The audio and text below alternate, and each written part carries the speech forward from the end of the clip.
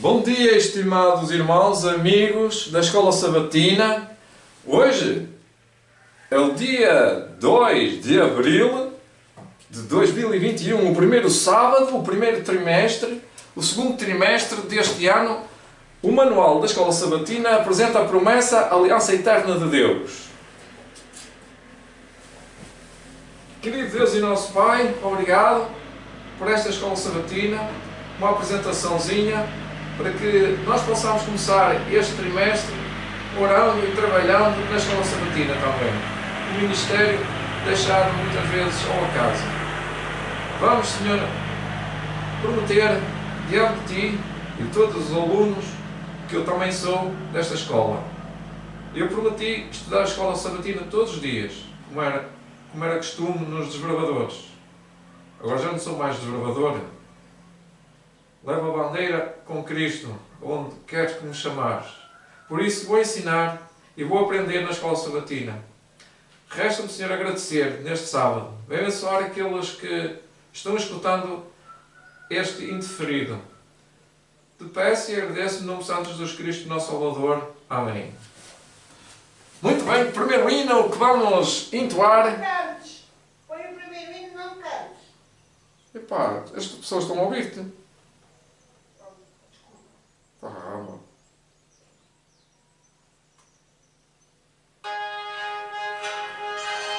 Hino 128 do Inário Adventista, o Rei Bem-vindo.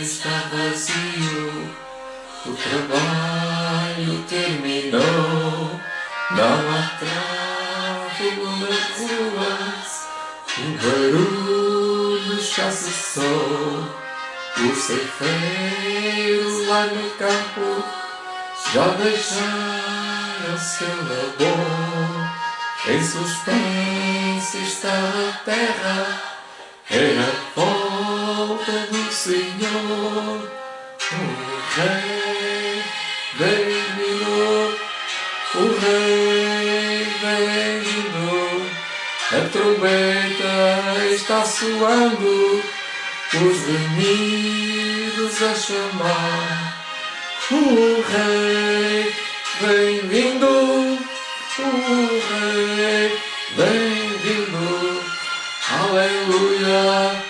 Ele vem me buscar.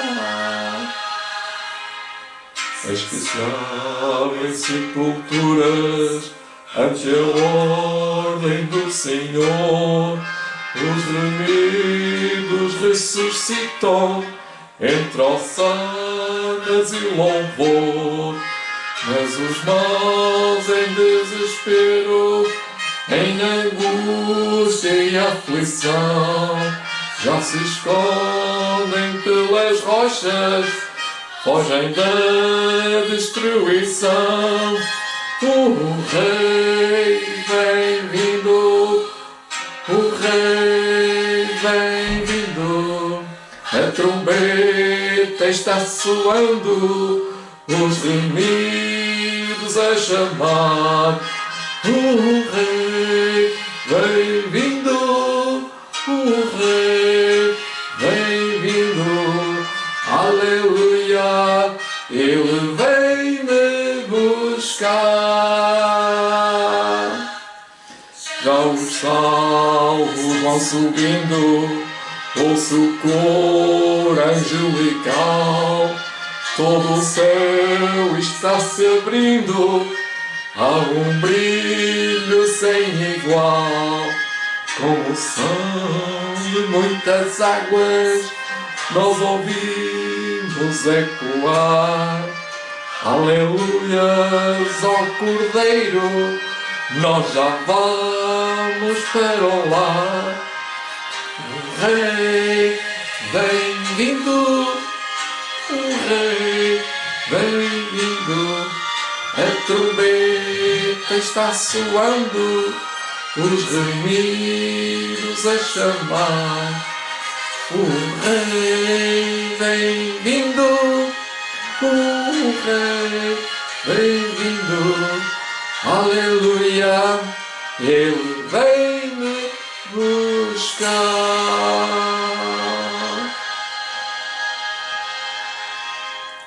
E o céu retirou-se como um livro que se enrola, e todos os montes e ilhas foram removidos dos seus lugares, e os reis da terra, e os grandes, e os ricos, e os tribunos, e os poderosos, e todo servo e todo livre se esconderam nas cavernas, e nos rochas e das montanhas. Apocalipse, capítulo 6, versículo 14, a versículo 17.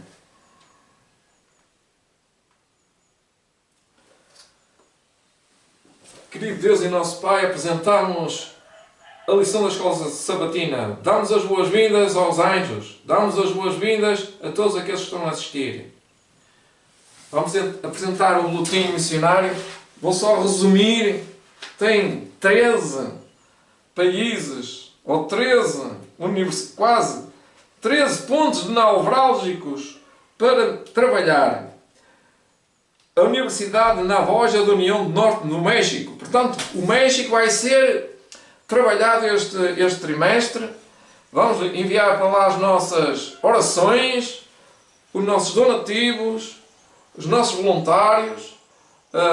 A nossa obra vai trabalhar na divisão interamericana. Universidade de Montemorelos, União Norte do México. Portanto, o México tem muitas uniões. No total da divisão tem 299.962 milhões, tem 300 milhões de habitantes.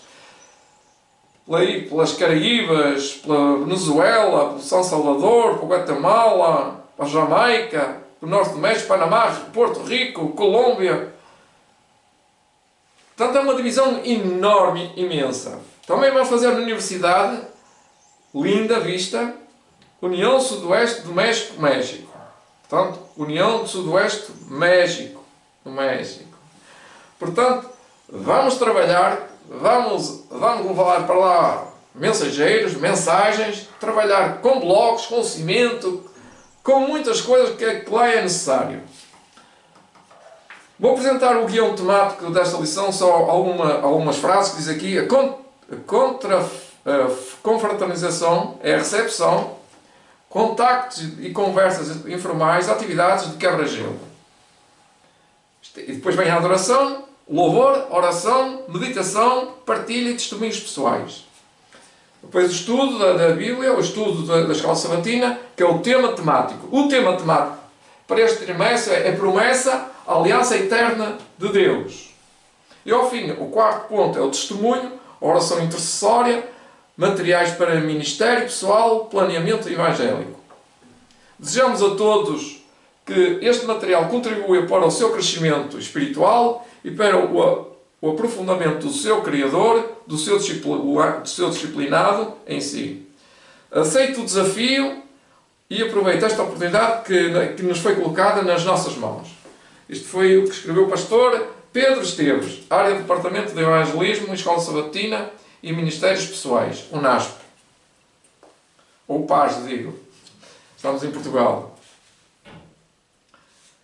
Em 1588, uma jovem inglesa grávida de 7 meses olhou para o mar e aquilo que ela viu foi a Armada Espanhola, em 1588, com 130 navios fortemente armados, destinados a invadir a ilha. Ela assustou-se, tanto que ela entrou em trabalho de parto prematuro, sendo o medo a sua parteira. Portanto, ela própria teve que fazer o parto. De facto, o medo era uma imagem daquela senhora para retratar o seu filho. Para retratar o seu filho, Thomas Hobbes, que se tornou um dos maiores teóricos políticos da Europa, vivendo numa época em que a Inglaterra tinha sido destruída pela Guerra Civil, por uma violência religiosa sem fim, Hobbes escreveu que a humanidade sem um governo forte e abrangente existia num estado de medo perpétuo. Medo da instabilidade, medo da conquista e, sobretudo, medo da morte. As pessoas viviam no que ele chamou a guerra de todos contra todos, e a menos que fosse feito algo de radical, a vida humana seria alterada, alertou ele, nada mais do que solitária, pobre, maldosa, bruta e cruel e curta. Assim, por causa de Cristo, do que Cristo fez por nós, nós retribuímos o amor de Deus e, tal como na aliança oblineana, em que os súditos tinham de render ao soberano, nós também nos rendemos a Cristo. Os nossos modos pecaminosos, os nossos medos, as nossas noções distorcidas de justo e injusto, fazemos isso não para obtermos algo em troca, mas porque já nos foi dado o melhor que o soberano nos pode dar, Jesus Cristo e a redenção que só se encontra nele. Como é que isto funciona? É tão simples como uma troca. Cristo recebe os nossos pecados, ele fez pecado por nós, e dá-nos a sua justiça. É uma troca. Para que nós, através dele, sejamos considerados tão justos como o próprio Deus. Aliás, que Ellen White até diz assim, que quando olha para nós, quando nós aceitamos Jesus Cristo, olha para nós como se em nós visse o Filho de Deus. Depois diz assim, homicídios, homicídias, adúlteros, preconceituosos, mentirosos, ladrões, mesmo até incestuosos, podem ser considerados tão justos como o próprio Filho de Deus. E este dom maravilhoso está centralizado em Cristo, contabilizando, esta contabilização da justiça vem até eles, até nós também, pela fé e só pela fé. Daí a frase, justificados pela fé. Esta é a aliança que entra em cena neste cenário. O que é que aconteceu? Esta semana fala da criação de Adão e Eva. E algumas perguntas que já me fizeram sobre Adão e Eva, foi isso que me despertou o porquê de Adão e Eva. Como é que foi a história de Adão e Eva. Eu vou contar agora algumas coisas que as pessoas sabem e que as pessoas até duvidam que fosse assim. O verso áureo desta semana, desta lição, da lição número 1, o que aconteceu, está em Gênesis capítulo 1. E disse Deus, façamos o homem à nossa imagem, conforme a nossa semelhança. E criou Deus o homem à sua imagem, à imagem de Deus o criou, macho e fêmea os criou. Aqui sublinha a imagem. Os fez, os criou à sua imagem, à sua semelhança. Sublinha. Porque essa era a demonstração, a lição, a forma como Deus teve que dizer a nós que nós fomos criados de uma forma maravilhosa, santa, digna, justa, nobre, maravilhosa, de amor, uma obra de amor, à semelhança de Deus. Ou seja, Deus, o Criador de tudo, fez duas criaturas para representar nesta terra o seu caráter. E nós sabemos disso porque não temos essa imagem. Por isso, esta lição vai nos ajudar a perceber como é que tudo aconteceu. O que é que aconteceu afinal? O relatório bíblico da criação da humanidade é um relato cheio de esperança, de felicidade e de perfeição. Cada dia da criação terminou com uma declaração divina que era bom. Certamente, isso não incluía tufões, terremotos, fomes, pestes, doenças, sofrimento e morte. O que é que aconteceu afinal? A pergunta se impõe mais uma vez, e aqui nós podemos responder que o sexto dia da criação terminou com a declaração divina que tudo era muito bom.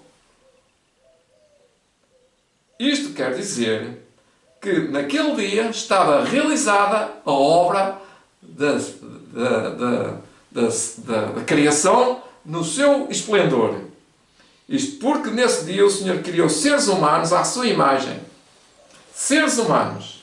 As outras coisas, o céu, as estrelas, a lua, o sol, os planetas à nossa volta, ao redor, as plantas, as árvores, as flores, os animais, eram necessários, eram precisos, serviam a um propósito, que era dar um lar, as condições para um casal. E quando Deus criou este casal, disse que era muito bom. Olha que lindo, olha que maravilhoso.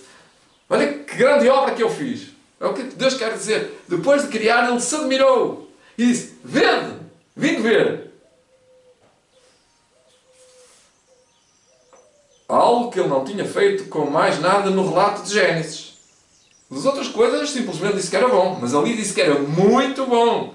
E estes seres humanos eram, claro está, perfeitos em todos os sentidos. Tinham tudo para ser felizes. Afinal, eram feitos à imagem de Deus. Assim, por pura necessidade, não incluíam homicidas, ladrões, mentirosos, burlões e outras coisas que os seres humanos mais vis têm hoje em dia nas suas fileiras. O que é que aconteceu? A pergunta impõe-se e aqui tenta desvendar alguma coisa que nós já sabemos.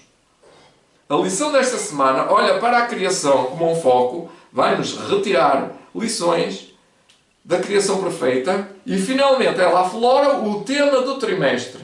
O que Deus está a fazer para corrigir as coisas. A primeira parte fala da tartaruga por baixo.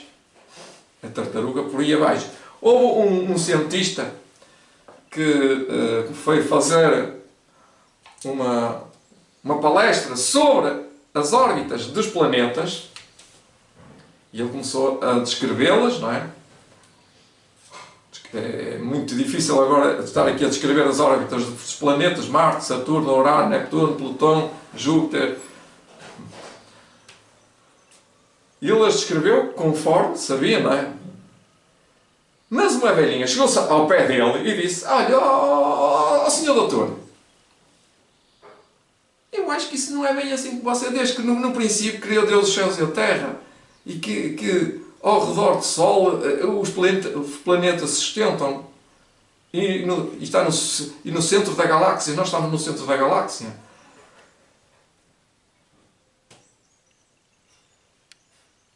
O cientista jocosamente perguntou qual era o apoio da tartaruga. Porque ela disse que a Terra estava apoiada na tartaruga, o planeta Terra estava apoiado na tartaruga, o Sol estava apoiado na tartaruga, cada planeta estava apoiado numa tartaruga. Minha senhora, continuou o cientista, jocosamente, quem é que se apoia a essa tartaruga? Quem é que apoia essa tartaruga? E ela vai, noutra tartaruga. Minha senhora, continuou o cientista, jocosamente, em que se apoia essa tartaruga? E ela respondeu, noutra tartaruga. Mas antes de ele perguntar em que se apoiava a terceira tartaruga, a senhora abanou a cabeça e o seu dedo diante do seu rosto, o cientista, ripostou e repostou. Por que é que está a gastar o seu latim, filho? Pois são só tartarugas por aí abaixo. Quer dizer, nós tínhamos mais tartarugas do que planeta. Quer dizer, o mundo estava cheio de tartarugas, o espaço estava cheio de tartarugas. Olha, era a galáxia de tartaruga. É claro que isto é uma filosofia que já ninguém acredita mais. Mas estão a ver como é que as pessoas são levadas a pensar coisas deambulantes, desnaturadas, que nem apoio científico têm. Por muito engraçada que seja esta história, lida com o assunto mais crucial da existência humana, a natureza do próprio universo, que é o tema, que é este tema em que nos encontramos, sem ser nossa escolha, Porque estamos aqui, como chegamos aqui e para onde vamos. Finalmente, estas perguntas já vêm desde 1900 e troca ao passo, meus irmãos. Eu já ouvia isto antes de vir para a nossa igreja. Estas são as perguntas mais básicas e fundamentais que as pessoas podem fazer. Porque a nossa compreensão de quem somos e de como chegamos aqui terá um impacto na nossa compreensão de como vivemos agora e de como agiremos enquanto estamos aqui, em relação até ao nosso futuro.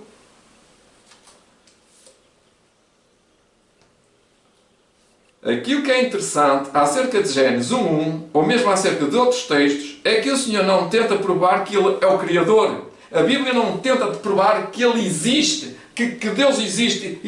Deus existe. A pergunta não é feita assim. Ele apresenta os atos de Deus, a obra de Deus, a magnificência de Deus, os milagres de Deus. A restauração do homem é um milagre. No entanto, embora Deus nos tenha pedido para crer nele, como Criador, Ele não nos deixa assim a pensar, sem razões para crermos. Ele dá razões à imagem do Criador. A Bíblia declara que Deus criou o homem, macho e fêmea, à sua imagem. Gênesis, capítulo 1, versículo 27. Baseando-se nesta ideia, que respostas daríamos nós às seguintes perguntas? O que significa, de facto, de Deus nos ter criado à sua imagem? Em que aspectos somos à sua imagem? Segundo, o relato de Gênesis. O Senhor fez alguma coisa à sua imagem para além da humanidade? Se não, o que nos diz isso sobre o nosso estatuto único em contraste com o resto da criação terrestre? Que lições podemos retirar deste contraste? Como dizia o meu amigo José Augusto, sabe porque é que você foi criado? Foi criado para amar a Deus, para representar o caráter de Deus.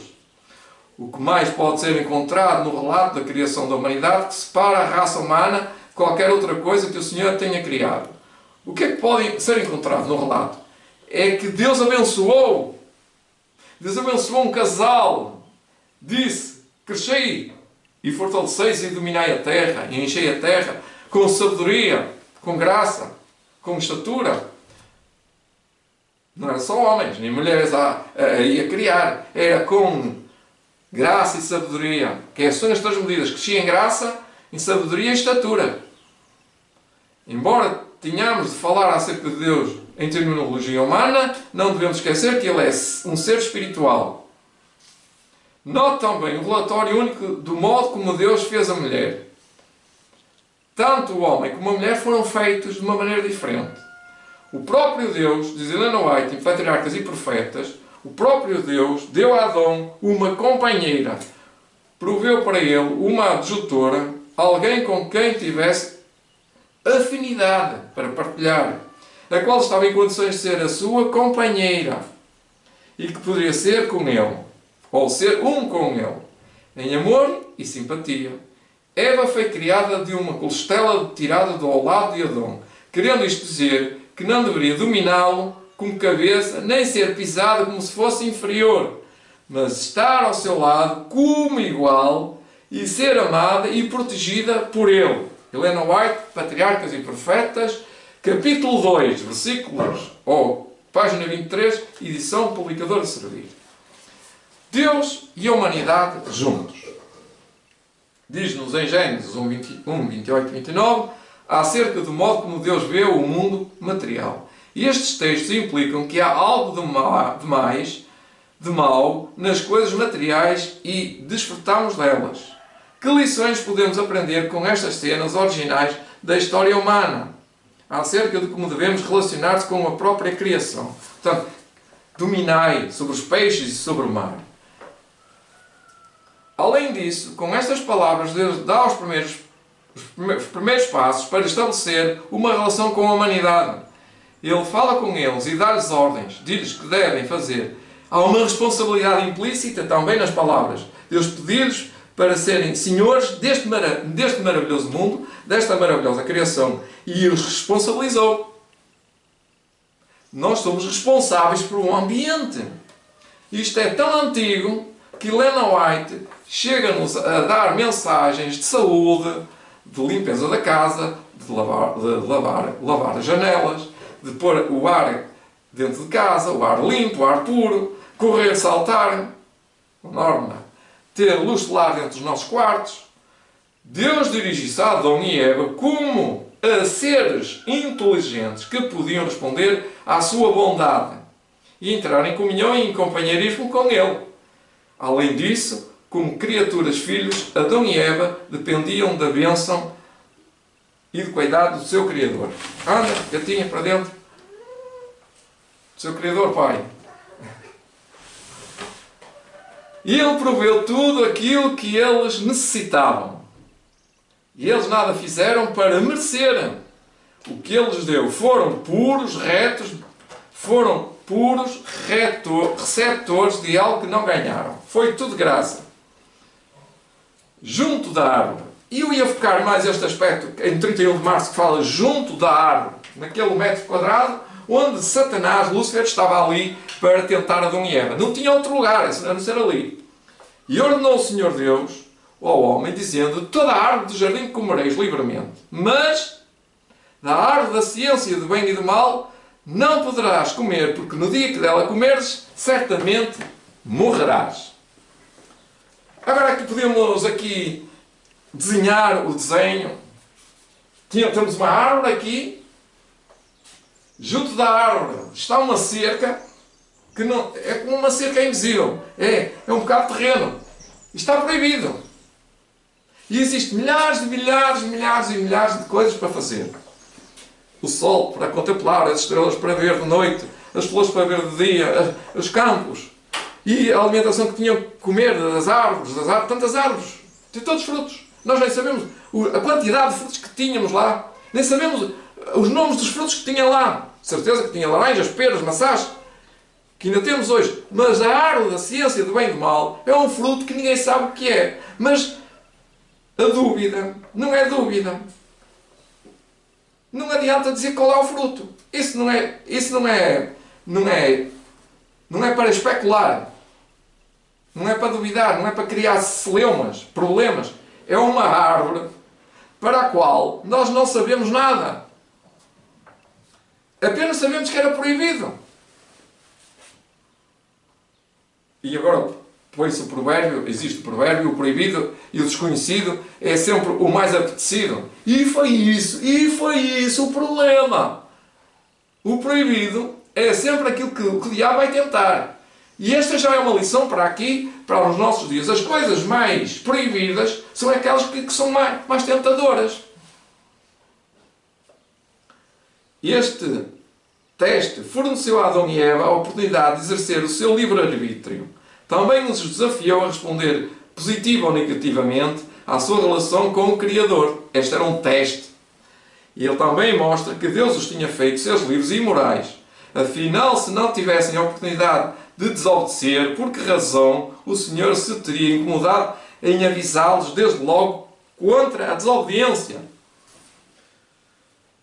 Diz aqui Helena White, num livro Exposition of Genesis, é um autor americano, diz assim: tudo o que precedeu neste capítulo preparou o caminho para este clímax. Gênesis 2, 16 a 7. É um comentário.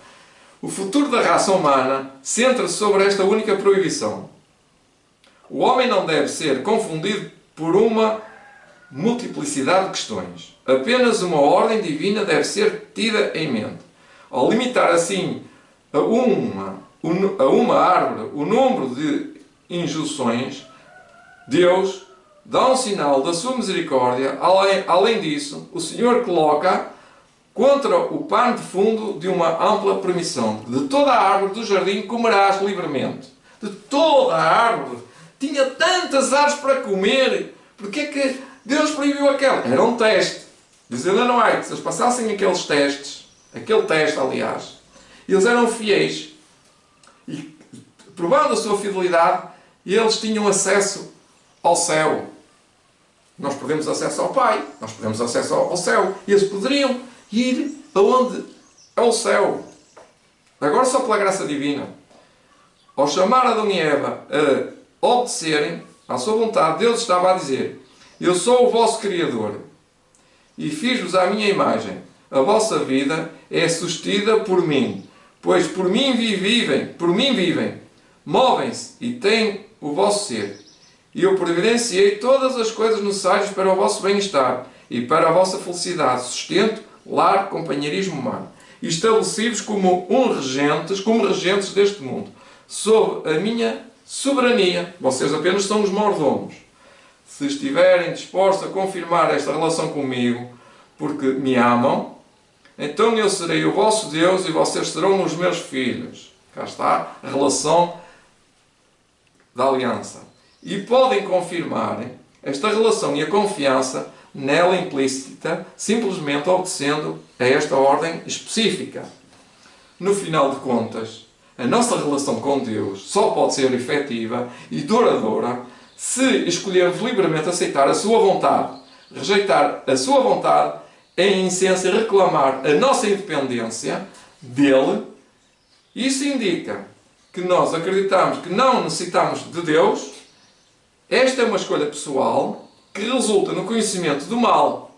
E o mal leva à alienação, à solidão, à frustração e, por fim, à morte. Portanto, junto da árvore, quebrando a relação, temos a tendência para acreditarmos nas pessoas que conhecermos para desconfiarmos instintivamente daqueles que não conhecemos. Eva teria naturalmente desconfiado de Satanás. Além do mais, qualquer ataque direto contra Deus teria colocado à defesa. Que passos deu ela, ou melhor, que passos deu Satanás para ultrapassar as defesas naturais de Eva?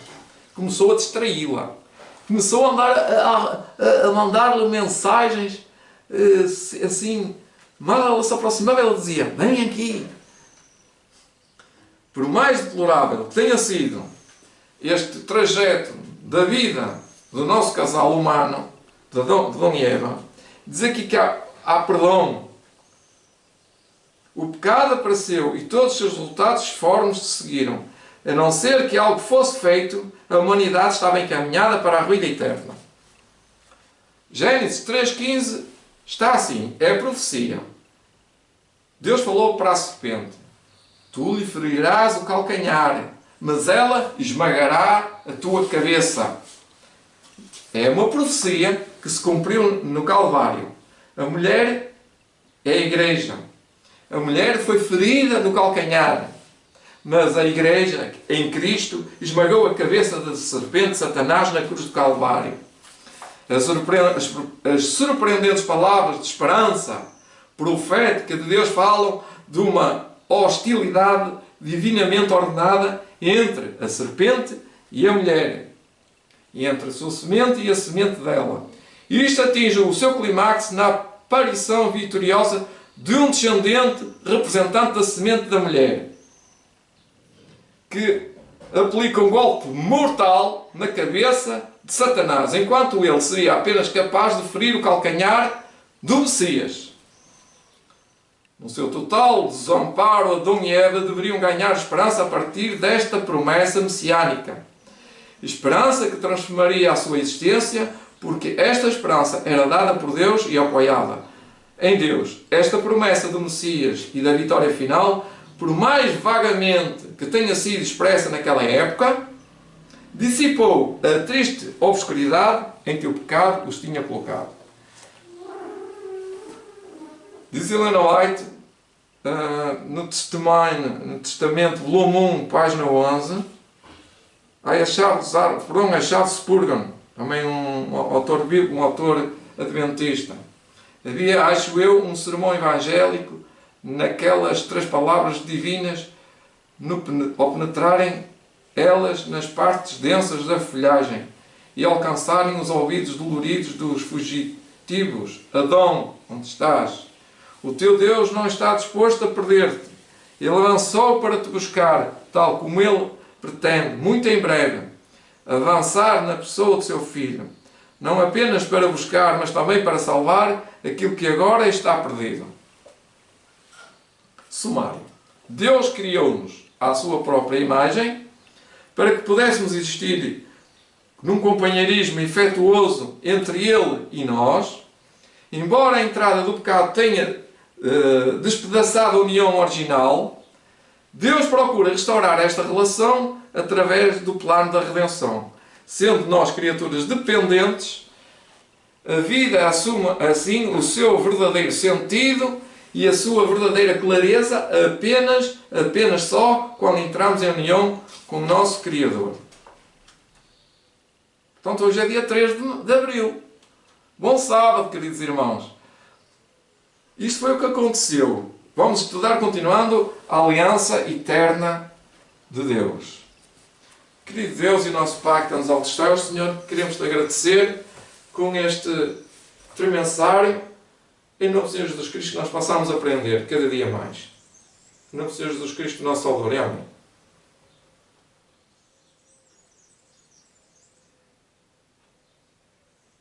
Agora, queremos dar as boas-vindas àqueles que chegaram a este vídeo, que cliquem aí, que aprendam de Jesus. Vamos aqui à biblioteca histórico.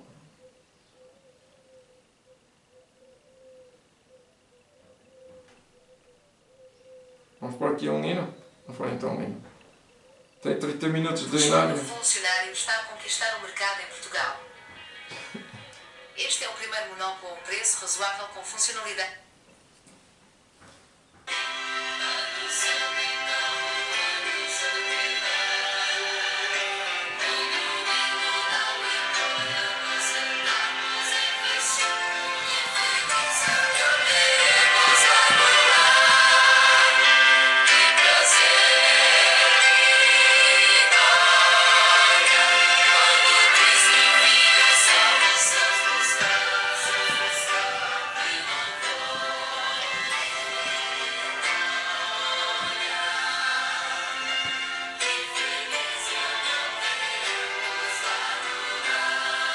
Partilhem aí.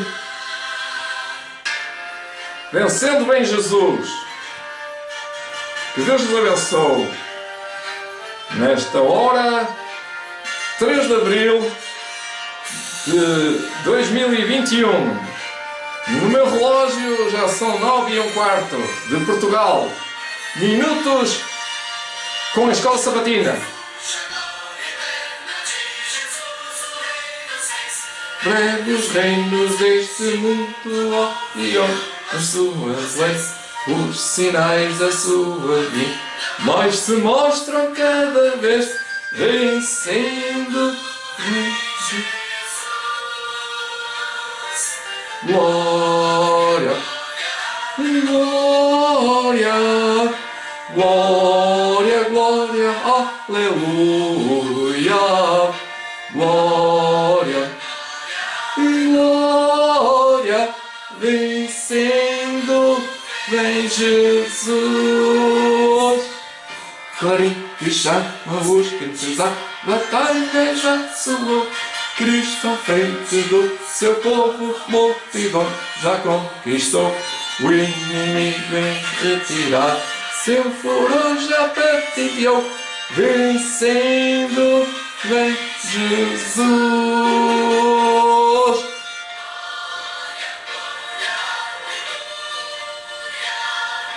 Glória, glória, glória, glória, aleluia.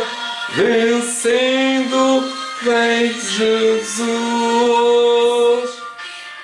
E por fim eternizado, as nações há de julgar, todos grandes e pequenos o juízo de encarar. E os remidos triunfantes em fulgor hão de cantar, vencido tem Jesus. Glória, glória, glória, glória, aleluia, glória, glória, vencendo tem em Jesus.